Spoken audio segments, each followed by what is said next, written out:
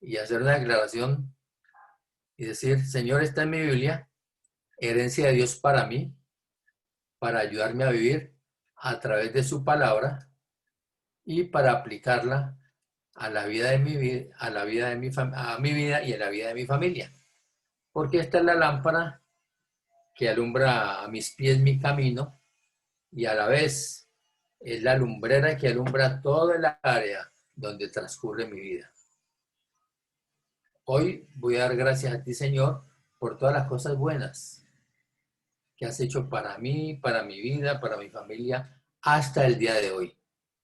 Pero también, Señor, quiero darte gracias porque el camino no ha terminado, porque nuestra área no ha terminado de actuación y espero que de aquí en adelante poder contar con tu bendición todos los días en cada momento de mi vida.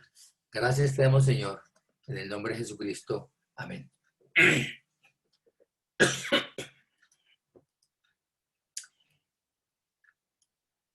Hemos estado estudiando hasta el día de hoy.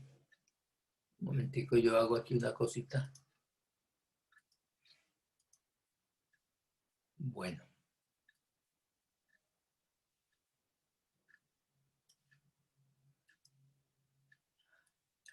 Ok.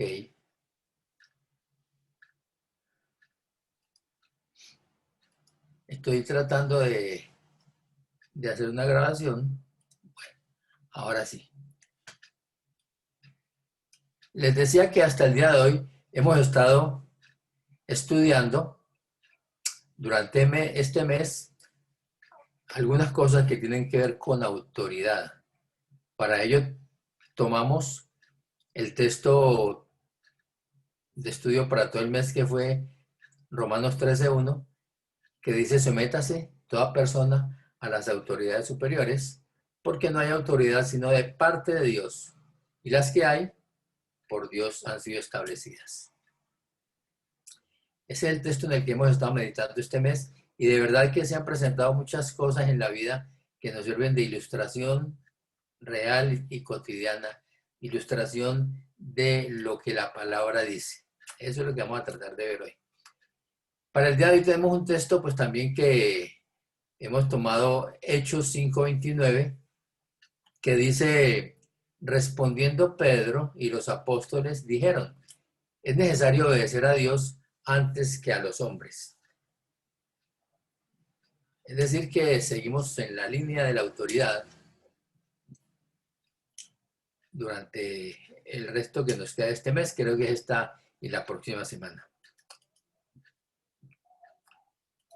Yo le he puesto un título a lo que vamos a hablar el día de hoy, y el título es muy sencillo, es las luchas de los hombres. Las luchas de los hombres.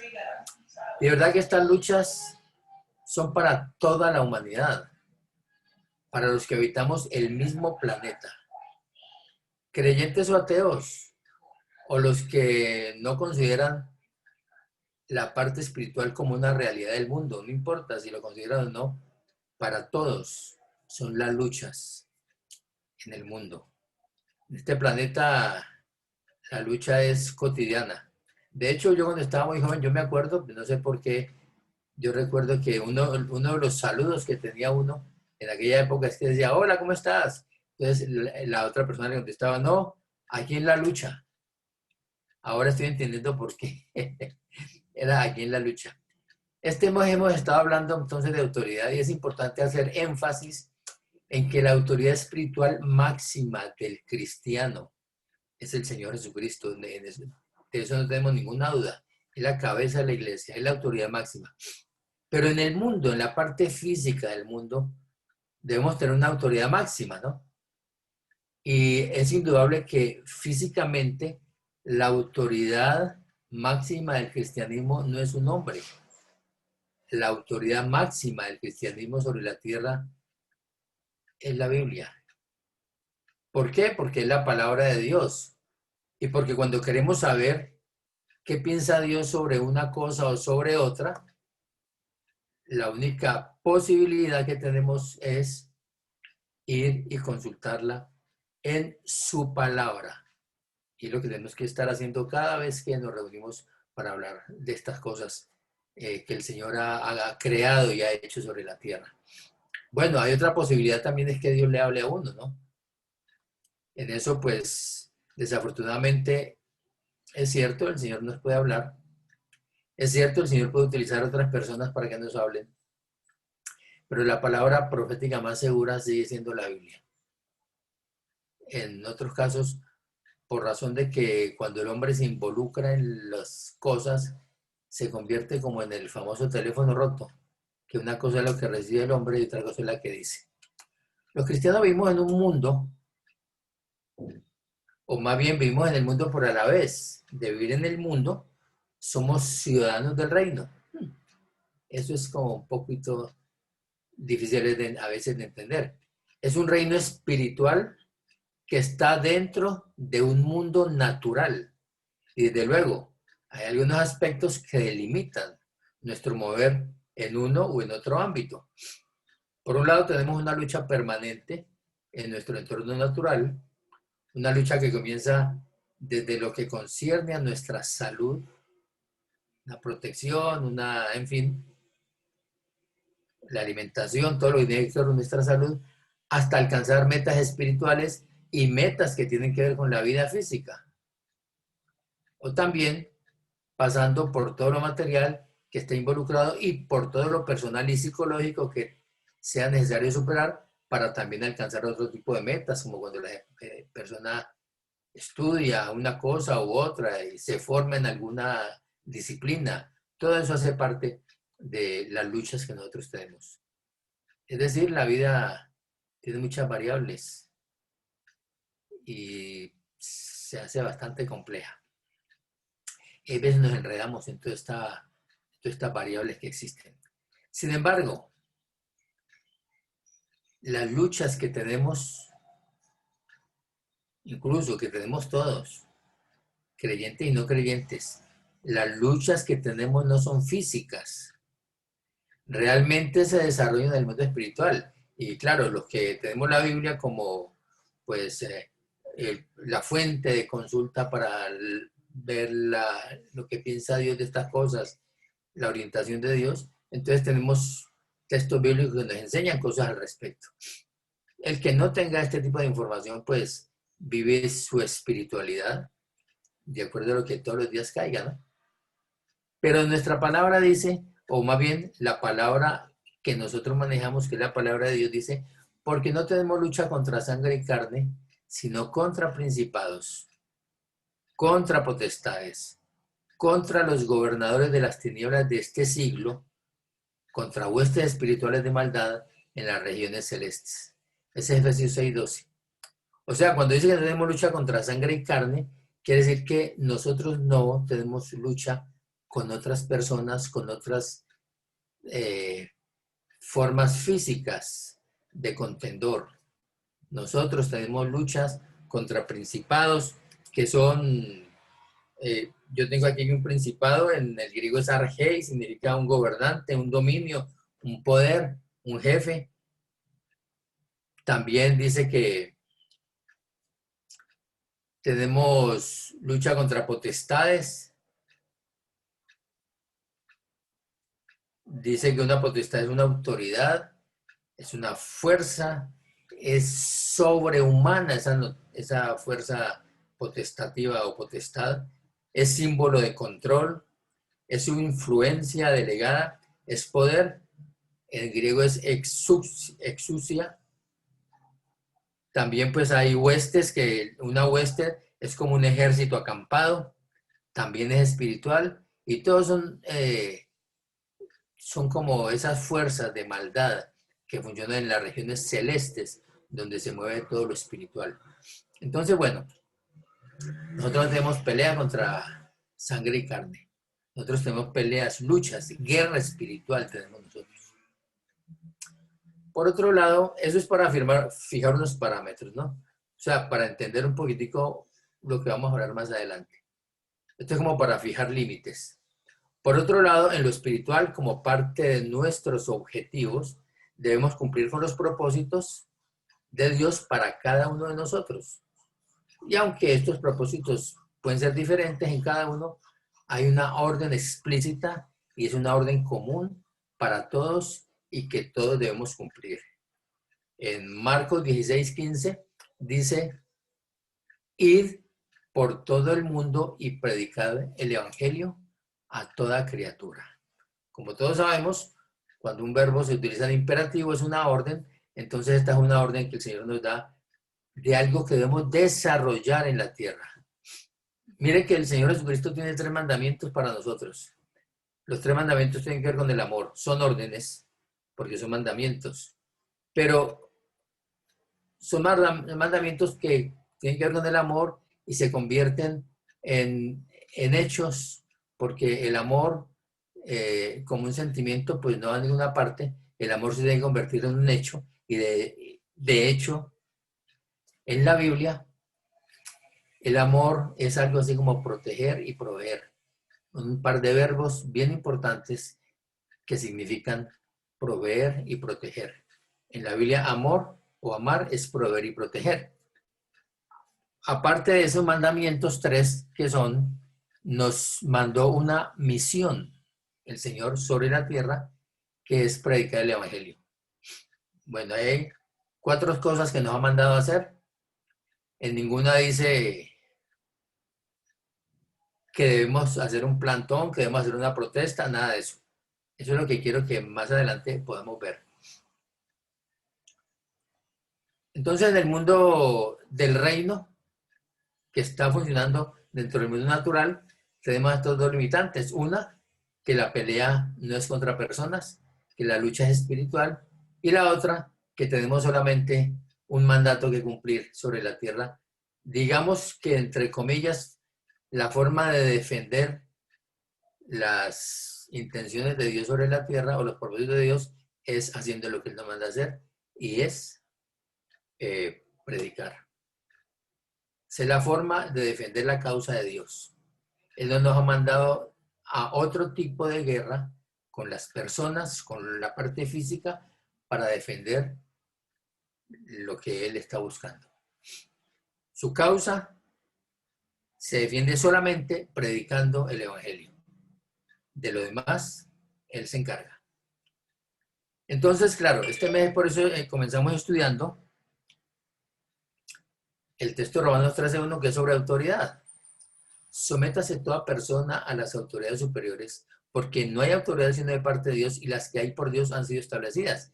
Aquí nosotros vimos como un quiebre raro, especial, porque es que uno se pone a pensar, bueno, y vamos a mencionar una persona que está bien lejos en este momento y que no nos escucha, Hitler. Hitler es una autoridad.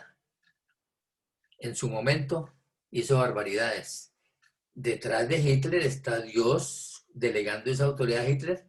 Pues yo quiero decirles que no, que eso no sucede así. Aunque es una autoridad que fue establecida de alguna manera por Dios por lo siguiente, como explicamos la vez pasada. El hombre recibió la autoridad de Dios en el paraíso, o en el Edén más bien, y ese hombre cedió su autoridad a Satanás para que él hiciera lo que quisiera hacer. Una pequeña, digamos, paréntesis para explicar una cosita que es una de las causas que tiene en el mundo patas arriba, chiquitica. El Señor utiliza siempre un pensamiento altruista. Satanás siempre utiliza un principio egoísta. Entonces, bueno, cierro paréntesis. Eso después lo vamos a hablar. El Satanás allá en el Edén le dijo al hombre, utilizando esta parte del egoísmo, es que tú vas a ser como Dios cuando consumas el fruto de este árbol. Entonces, él, pensando en él mismo, creyó que sí, le cedió la autoridad a Satanás porque le está haciendo caso más a Satanás, está desobedeciendo a Dios. Cuando desobedece a Dios, está quitándole la autoridad a Dios, se la está haciendo a Satanás y desde entonces el mundo ha tenido esa autoridad en manos de Satanás. Bueno, han pasado muchas cosas y a los hombres nos dan la posibilidad a los países de nosotros ir y elegir nuestros gobernantes. Cuando yo elijo un gobierno que se pone en contra de la misma humanidad, que se pone en contra de la vida, que se pone en contra del principio de Dios, pues yo fui el que lo elegí. La culpa es mía, no es de Dios. Dios determinó esa autoridad a través mía, pero yo le cedí esa autoridad. Por esa razón es que esas autoridades que parece que tienen malas intenciones, aún esas fueron de alguna manera instituidas por Dios, pero delegadas a través de malos delegados, como somos los hombres, que hemos cedido la autoridad a otros. Como cuando un portero lo ponen a vigilar en una puerta que nadie se pase, y el portero llega y le dice, bueno, deme tanto y lo dejo pasar. Ahí está, precisamente, ese es el tipo de autoridades que muchas veces nosotros los hombres tenemos que hacer. Pero lo grandioso y lo extraordinario de estos fundamentos bíblicos es que cuando uno hace lo que el fundamento bíblico, el principio bíblico quiere que uno haga, siempre, siempre. Y eso, dígaselo al que está al lado o a cualquiera que lo quiera escuchar. Siempre viene la bendición, siempre. Entonces nosotros tenemos que gozarnos en el poder de Dios.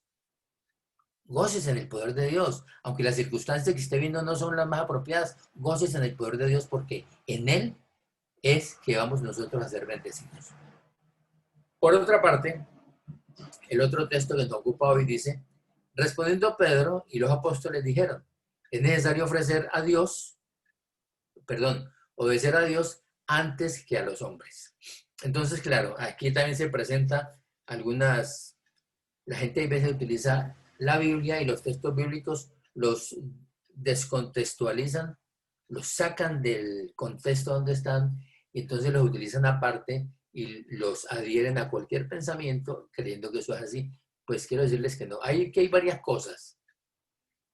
Cuando Pedro y Juan, que estaban predicando ahí en Jerusalén, estaban predicando sobre Jesucristo, estaban predicando sobre la sangre de Cristo, estaban predicando sobre la salvación.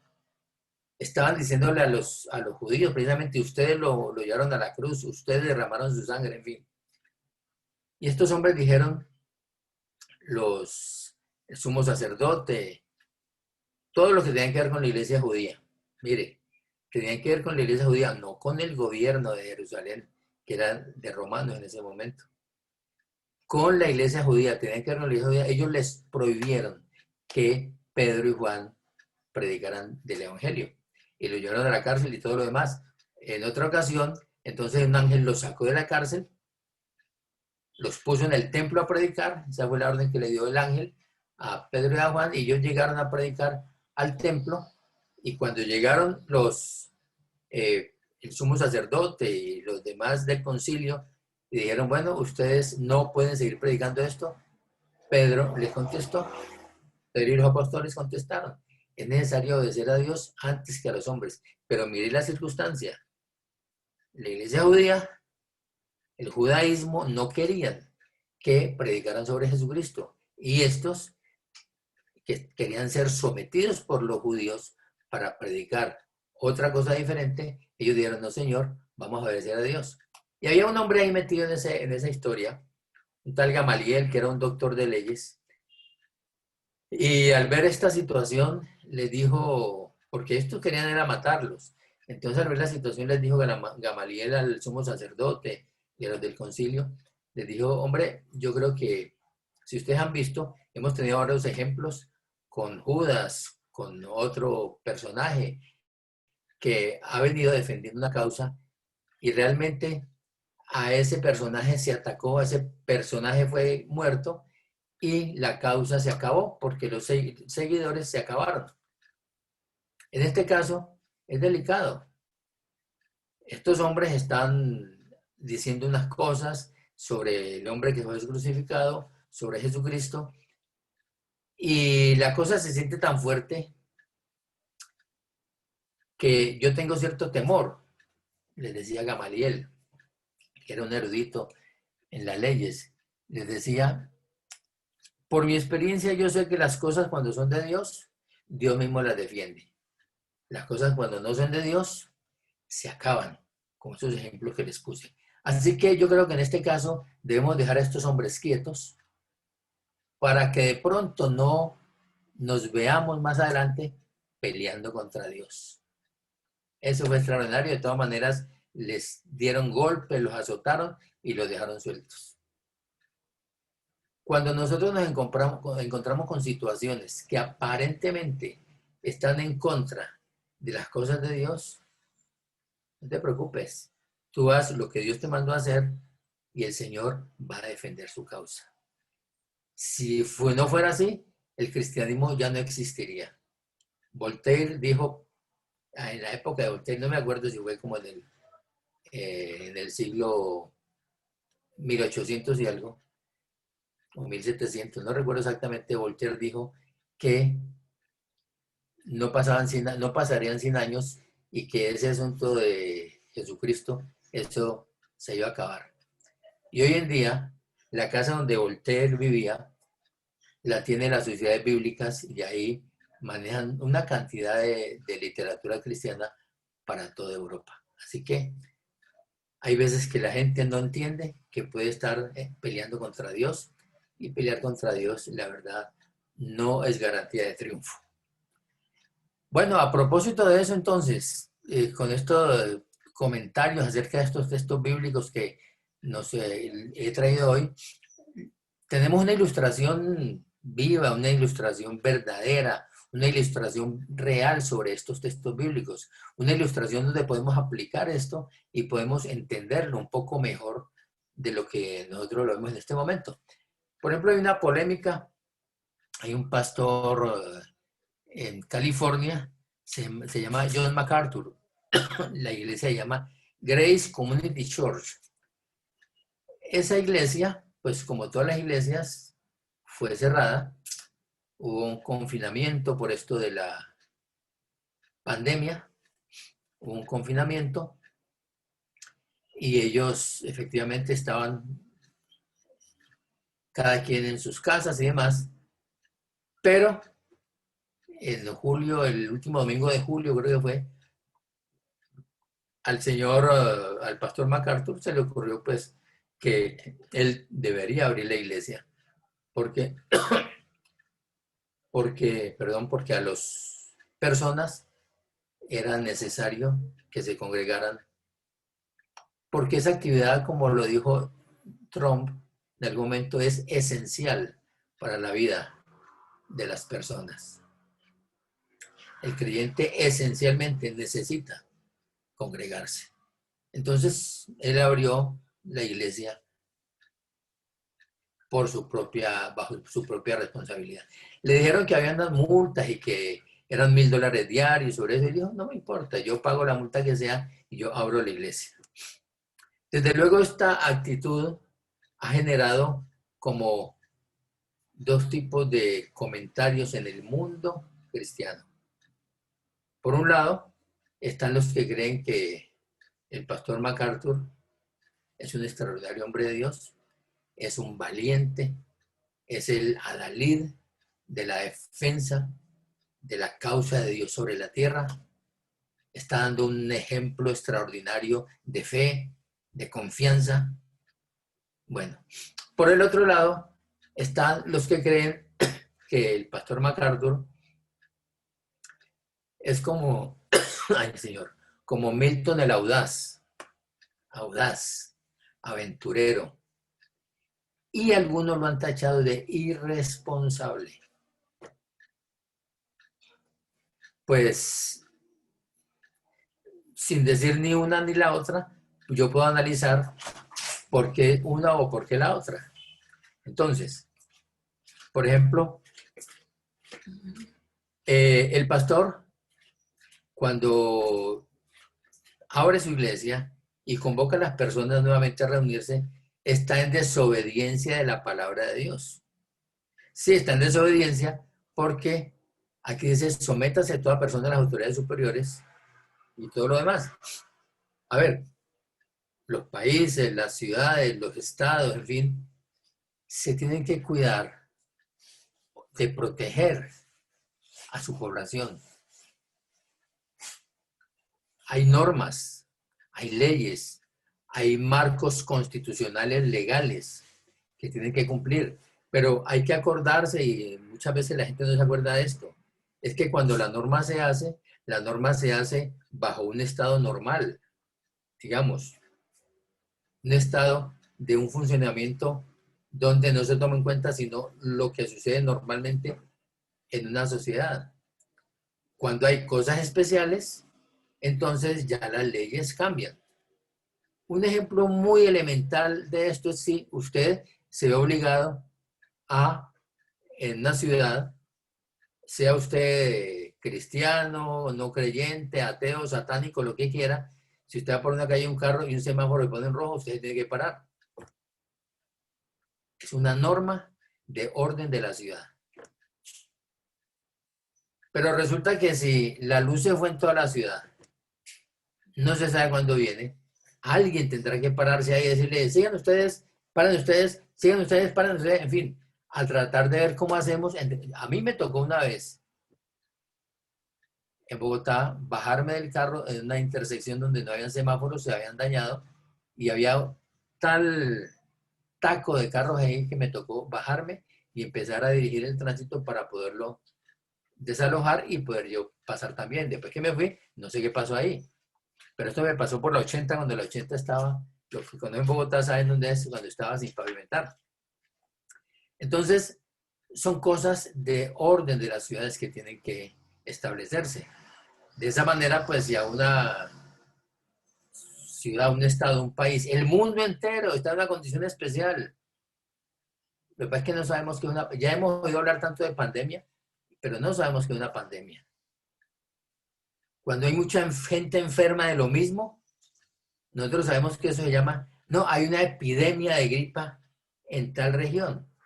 Esa misma epidemia de gripa en una región, esa misma epidemia de viruela, esa misma epidemia de una enfermedad en una región pequeña, cuando es a nivel global, cuando es pan global, se llama pandemia. Entonces, una epidemia globalizada. Quiere decir esto que hay una posibilidad de que toda la humanidad se enferme por lo mismo. Las epidemias son cercadas, de aquí no se pasa, porque se controlan. La pandemia hay que cercarla también. Una de las dificultades para poder controlar una pandemia o una epidemia es justamente las aglomeraciones de personas, personas muy cercanas, porque normalmente las epidemias o se transmiten entre las personas o se transmiten por un mosquito, por ejemplo, como el dengue hemorrágico, que tratan es de protegerse contra el mosquito con mallas, con fumigar y todo lo demás.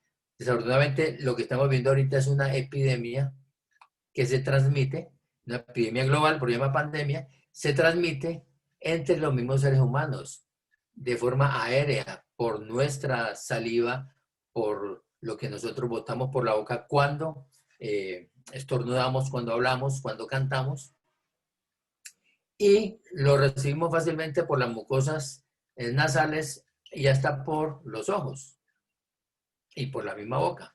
Así que nos tenemos que proteger de ese tipo de contagio. Y lo mejor que hay para eso, según los científicos, es tener un distanciamiento personal o físico, no social. Distanciamiento social es otra cosa. Distanciamiento físico, distanciamiento personal es lo que hay que hacer.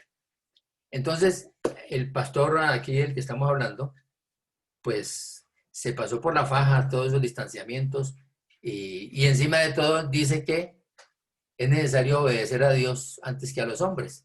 Pero realmente estamos en contextos muy diferentes. El contexto de Pedro es un contexto religioso donde están discutiendo. El contexto del pastor MacArthur es un contexto religioso versus el contexto civil. Si usted se da cuenta, son dos cosas diferentes. Consideran algunos seguidores que la iglesia no está obligada a obedecer ninguna normativa gubernamental. Hay quienes creen que el reino de Dios, que está dentro del mundo, como al principio lo dijimos, no tiene obligación de ceñirse a las normas del mundo. Realmente eso es un error craso.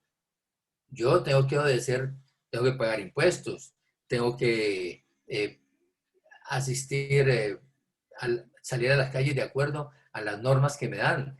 Yo no puedo hacer una fiesta a medianoche, incluso ni una fiesta pagana, ni de ninguna naturaleza, porque la gente se puede quejar. Yo no puedo hacer lo que quiera en una ciudad.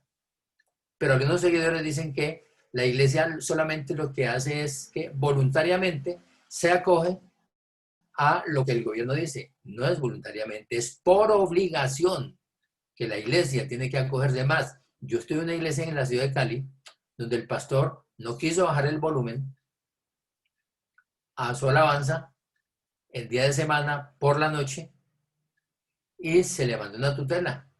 El pastor hizo caso omiso a la tutela y se fue 30 días a la cárcel.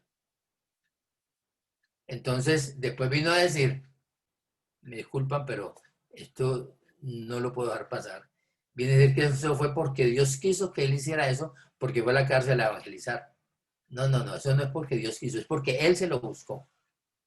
Porque nosotros tenemos que respetar donde nosotros estamos viviendo. Las normas de las ciudades, las normas de los países donde vivimos, las tenemos que respetar.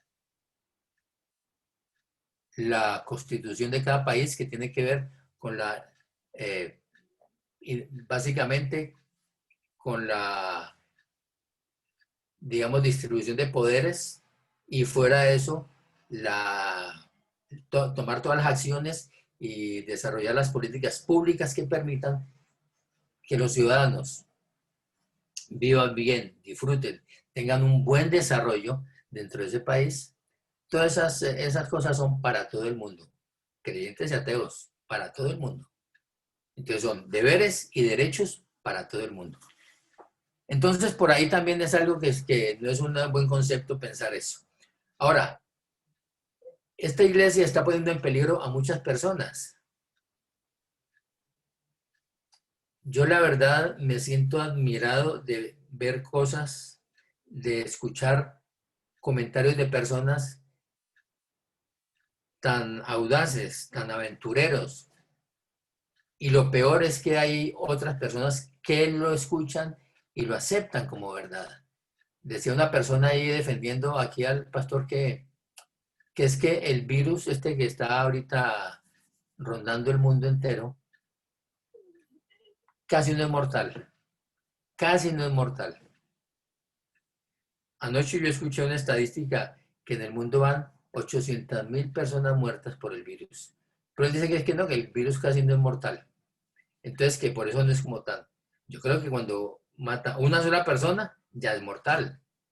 Que una sustancia esta es mortal o no es mortal.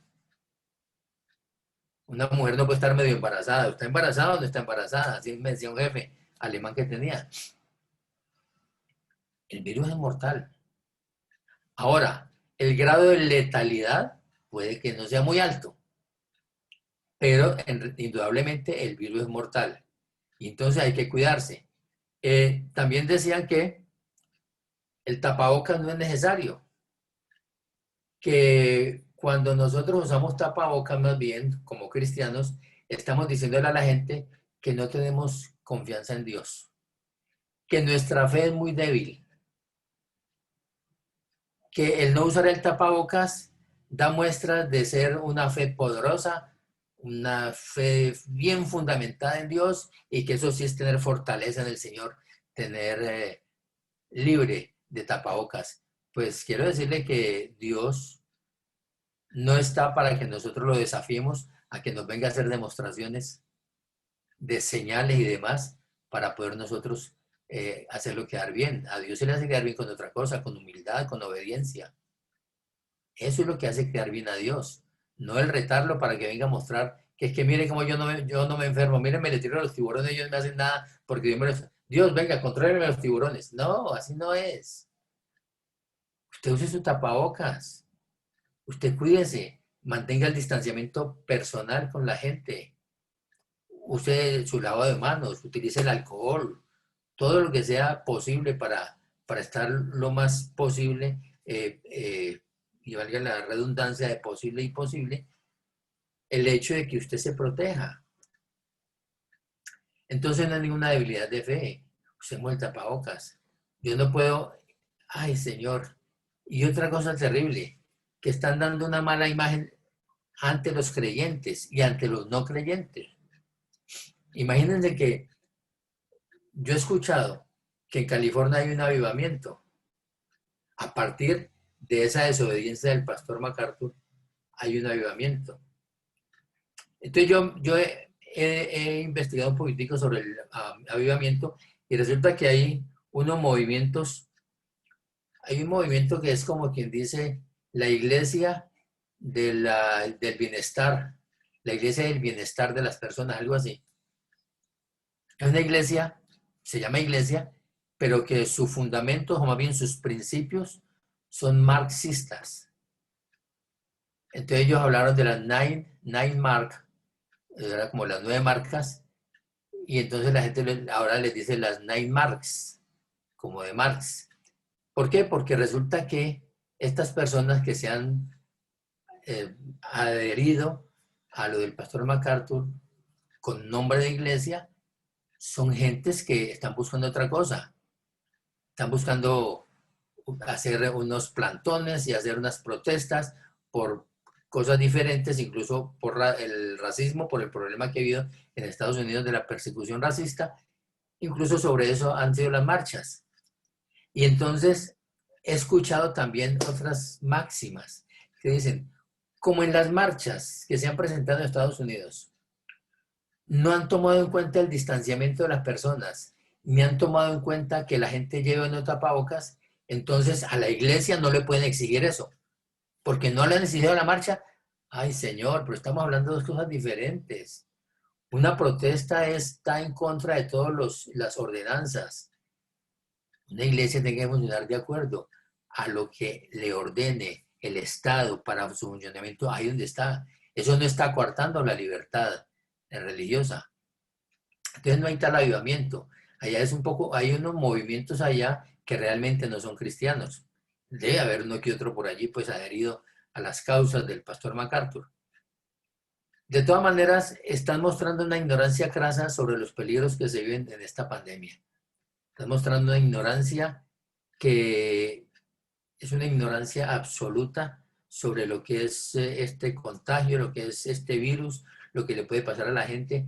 Y entonces están diciendo algo como que las estadísticas están malas y los hospitales están funcionando mal, porque, por decir algo, de los muertos que salen de un hospital, todos son muertos por coronavirus. Así solamente la mitad se han muerto por coronavirus, ellos lo reportan todo porque es una mafia. Pues no, señores, no es una mafia. ¿Por qué no tratamos de entender un poquitico que hay protocolos de seguridad? Si en un hospital, en este momento, aparece una persona que murió sin haberle hecho una prueba, la consideran un paciente de COVID-19, de la enfermedad COVID-19, para protegerse en salud, diría yo. Es una norma de bioseguridad. Todos mueren por COVID-19, hasta tanto se demuestre lo contrario. Eso es una norma de bioseguridad, no es por inflar estadísticas. Y claro, cuando llegan y preguntan cuántos muertos aquí, tantos, se llama la estadística, ¿está errónea? Claro que está errónea, pero es una norma de seguridad de los hospitales. No es que en todo estamos viendo mafia, en todo estamos, sí, claro, es que en el mundo en toda parte se ve mafia, la verdad, pero hay algunas veces que nosotros también nos creamos la película.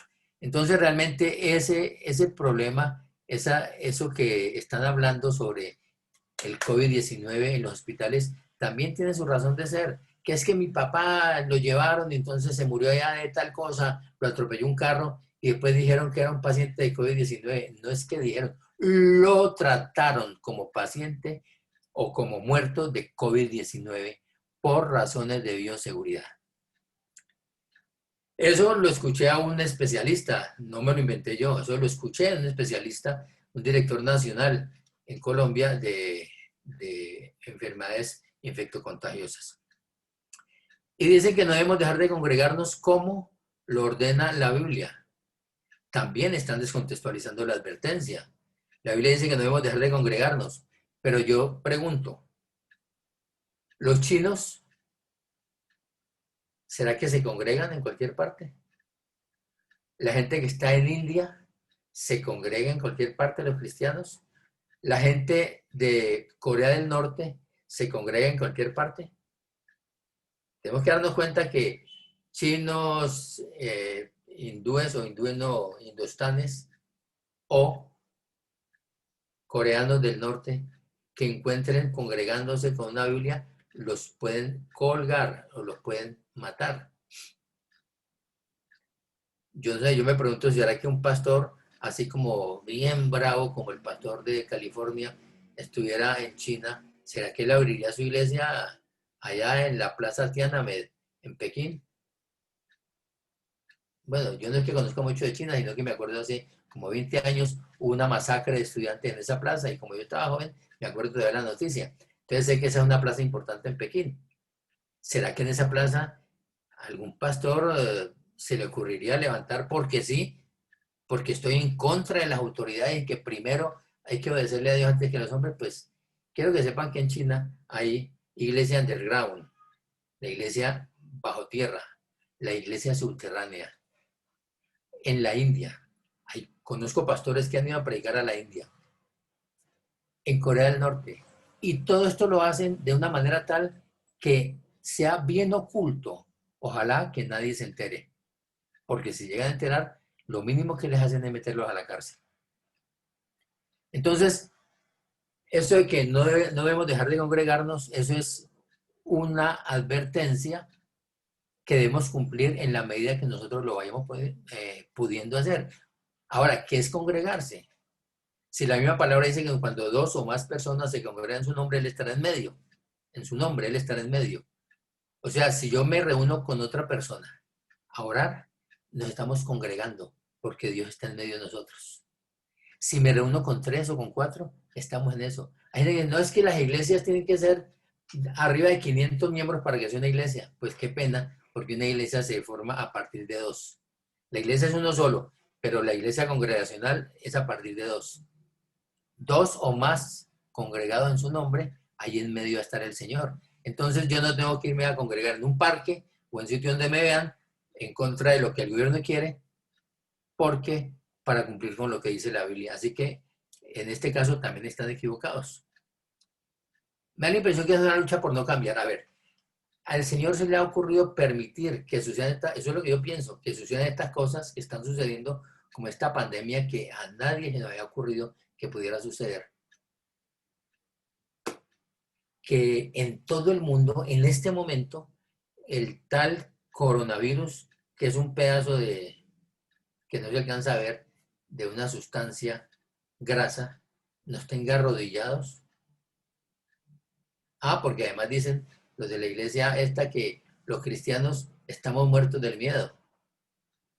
Yo le pregunto a la gente, cuando usted compra una alarma para su carro, una alarma para su casa, ¿es porque usted está muerto del miedo o porque se quiere proteger? Usted se puede proteger y estar muerto del miedo. Y yo me quiero proteger y no voy a creer que porque el Señor está conmigo, porque yo soy hijo de Dios, porque yo predico, no voy a creer que yo me voy a meter a un hospital sin los temores que causa el hecho de poderse contagiar. Claro que sí, y voy protegido, y el Señor me va guiando, y el Señor me va guardando, el Señor me tiene que dar sabiduría, eso sí estoy seguro, que me da sabiduría para que yo haga las cosas, para que yo no sea un necio. Entonces, con todo y eso, yo tengo que ir con cierta precaución. Entonces el Señor quiere que haya cambios, porque la verdad es que la iglesia contemporánea, la iglesia de estos días en el mundo entero, deja mucho que desear. La otra vez yo en una reunión de pastores leí algo, un escrito que hice en el que decía que la iglesia, antes que aportarle en este momento, básicamente en Latinoamérica, la iglesia le ha restado a la sociedad. Hace 30 años había una mayor fe, había una mejores cosas que hacer en la cotidianidad del cristiano en favor del cristianismo que hoy en día. Y entonces hay un parón especial que va a ocasionar cambios. Estoy seguro que va a ocasionar cambios. Y la persona que está luchando para abrir ya otra vez, para volver, que es que no, que es que volvamos a lo anterior, a la normalidad, volvamos a la normalidad, está luchando por no cambiar. Este es el que está luchando por no cambiar. Pero es que el cambio no aparentemente el mundo lo está proponiendo, pero está siendo permitido por Dios por algo. Y vamos a verlo luego. ¿Cuándo debemos obedecer a Dios antes que a los hombres? Que es lo que el texto bíblico que tuvimos el día de hoy. Pues cuando las autoridades respectivas nos están conminando a hacer cosas en contra de la palabra de Dios. Cuando nos prohíben predicar la palabra, pues usted puede predicar la palabra, si me prohíben predicarla por acá, yo se la predico a 3 personas ahí en la esquina. Y sigo predicando la palabra. La ordenanza de Dios no es usted tiene que predicarle a 500 personas, usted tiene que predicarle a una... No, la ordenanza de Dios es predicar la palabra. Y ahí sí, así sea a una persona, usted la está predicando. Así que cuando me prohíban predicar la palabra, yo no tengo ni siquiera que enfrentarme y decirles que no, que sí lo voy a hacer, sino que yo sencillamente no voy a dejar de predicarla, la voy a seguir predicando. Si nos prohíben llevar la Biblia y leerla privadamente o públicamente, que no es el caso de Colombia o de Estados Unidos, ahí estaría uno casi que en contra de, aunque yo también volviendo a la historia de China, ellos no pueden llevar Biblias, pero cuando tenían ocasión de tener una Biblia en la mano, se aprendían hojas completas y se reunían solamente citando la hojita que ellos se habían aprendido. Eso hacían porque no podían llevar la Biblia. Y entonces estaban llevando su Biblia en la cabeza. Estaban en contra de la ordenanza del gobierno, sin embargo, era un esfuerzo adicional que hacían. Cuando nos obligan a ejercer cultos a otros dioses, yo, por ejemplo, tengo la libertad en Colombia de no entrar a unos cultos especiales que le hacen a los muertos, he ido donde muchos, bueno, muchos no, pero algunos familiares y otras personas que han muerto, he ido a rituales que les hacen en otros tipos de fe y yo sencillamente me he quedado en la puerta y no he entrado. Nadie me ha obligado, nadie me ha dicho, ¿usted por qué no entra? No. Si al caso alguno me dice después, bueno, ¿y usted por qué no entró? Entonces yo le explico, por esto y esto. Aquí la Biblia habla de yugo desigual y ta, ta, ta, ta. Ese no es el caso de hoy. Pero a nadie le obligan a que haga un culto a un Dios diferente. Cuando nos obligan a matar a alguien, por ejemplo, eso sí se ve como muy normal en los gobiernos, ahorita en España, en Argentina, en muchas partes, en Colombia ha estado ese debate sobre aprobar el aborto como legal. Pero mire, una cosa es que lo aprueben como un procedimiento legal y otra cosa es que la obliguen a abortar. Cosas diferentes. Entonces, usted, sencillamente, usted no toma la opción del aborto. ¿Qué es lo que tenemos que hacer? Nosotros tenemos que juntarnos con gente que le hable de derechos humanos y poder, como iglesia, poder aportar algo para que esto no suceda.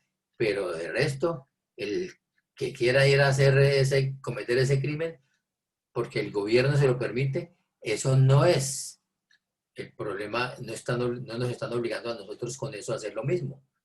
Si nosotros nos protegemos de no hacer lo mismo, hasta ahí es donde Dios quiere que lo hagamos. Lo otro es cuestión de evangelización. Conclusión, pues se pueden hablar muchas cosas de esto, pero ni en Estados Unidos, ni en Colombia, y creo que en casi ninguna parte del mundo, por causa de la pandemia, se está coartando la libertad cristiana y de que los cristianos vivan y ejerzan sus creencias. El hecho de prohibir la apertura de las iglesias obedece a una situación de emergencia por una singularidad del momento. Y de hecho, usted se pone a ver y los restaurantes, los bares que incluso le han permitido abrir pero sin venta de licor. ¿Qué tal? Las demás congregaciones religiosas, todas las que haya, todas tienen restricciones para funcionar. Que una iglesia se reunió el domingo pasado e incluso ahí estuvo el presidente, ese no es problema de la norma, es problema de ellos, de esa indisciplina, de ese momento, y alguien tendrá que explicar eso. Pero no están creando una norma nueva. No, es que violaron la norma, que no tienen derecho a funcionar. Los bares pueden abrir, pero no pueden vender licor. O sea, yo soy casi nulo asiduo de los bares. Sin embargo, pienso en los bares que hacen, vender licor. Entonces, le están dando permiso de trabajar, pero sin venta de licor. Y yo he visto algunos pastores que han criticado que porque han permitido que se reúnan las iglesias, pero que sin la alabanza, porque hay más posibilidad de contagiar. Entonces, ay no, persecución. Persecución son normas, normas, normas. No es el demonio el que está persiguiendo a la iglesia cristiana.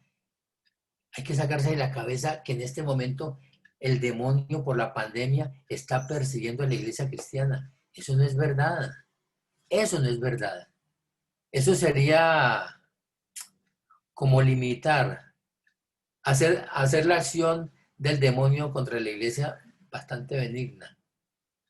Sería decir el demonio, desafortunadamente, bueno, estás aprovechando esta época porque tú realmente eres bueno con nosotros. Porque quiero que le digan la verdad, el demonio no necesita pandemias. Siempre, siempre, siempre está persiguiendo a la iglesia cristiana. Entonces no es ahorita, no es por la pandemia, es siempre. El demonio es el enemigo natural de la iglesia cristiana. Desde la caída del hombre, ahí apareció por primera vez el demonio y desde ahí no ha terminado de perseguir a la iglesia cristiana. Entonces, ¿por qué vamos a decir que el demonio nos está persiguiendo? No, siempre nos ha perseguido. De todas maneras, cuando se lucha por no cambiar, no se logra avanzar. Y el Señor quiere que nosotros avancemos. Así que, mis queridos hermanos, no sé si esto servirá de algo, no sé si le dará tranquilidad a algunos o le dará cierto escozor a otros, pero realmente la iglesia cristiana no está hecha para hacer plantones, para hacer protestas, para pararse delante de un gobierno y exigirle nada, porque nuestros enemigos no son ni los gobernantes, ni los policías, ni los del SMART, ni los hombres. Nuestros enemigos son espirituales.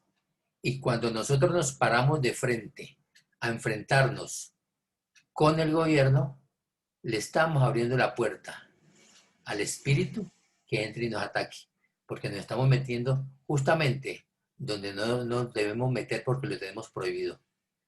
El Señor dice, no tenemos lucha contra sangre y carne, sino contra potestades. ¿Qué haces tú luchando allá? ¿Qué causa de Dios tienes que defender? Tienes tú que defender delante de los hombres o delante de los gobernantes. ¿Qué causa de Dios vas a defender allá? Si lo único que el Señor nos mandó fue a predicar. Si no dejan abrir iglesias, el Señor abrirá otras cosas. Yo lo único que estoy seguro es que los propósitos de Dios son tan grandes,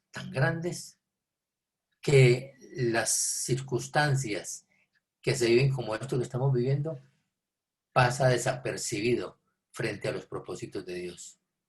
Es mucho más importante la obediencia al Señor, es mucho más importante el caminar de acuerdo como el Señor nos indica, es mucho más importante estar con el Señor en todo lo que Él nos diga, incluyendo el de cuidarnos. Eso es mucho más importante que estar pleiteando si abro o si no abro una iglesia. Eso es secundario. Hay pastores que podrán escuchar esto, no sé, pero si lo escuchan, quiero decirles que esto es bíblico. Y bíblicamente no tenemos por qué pelear contra el gobierno. El Señor tiene unas cosas mucho más grandes, tiene unas proyecciones mucho más grandes para todos los que caminamos con Él y le obedecemos su palabra.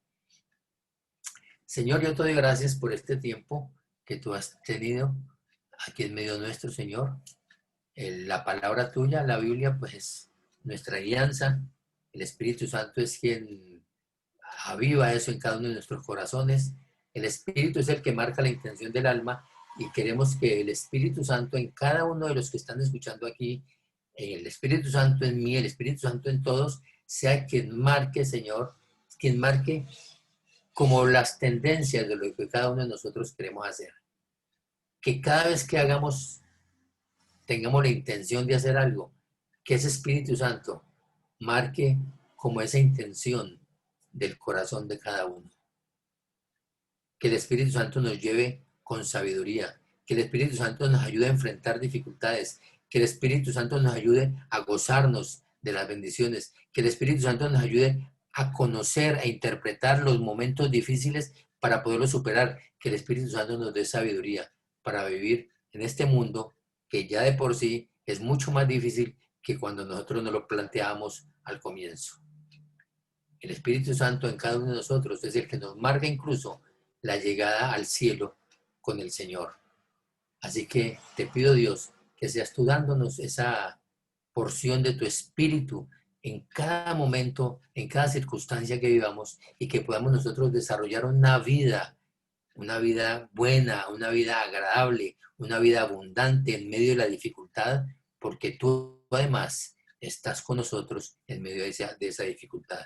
Yo bendigo tu presencia en nuestras vidas. Yo quiero que sean bendecidas todas las personas que están escuchando tu palabra, que están escuchando la exégesis de tu palabra, Señor, para que la apliquemos a nuestras vidas y que esas ilustraciones del mundo nos sirvan, Señor, para conocerte más profundamente, para conocer lo que tú opinas de cada circunstancia que se presenta en el mundo y nos enseñes a tomar buenas decisiones. Gracias te doy, Señor, en el nombre de Jesucristo. Amén. Dios le bendiga.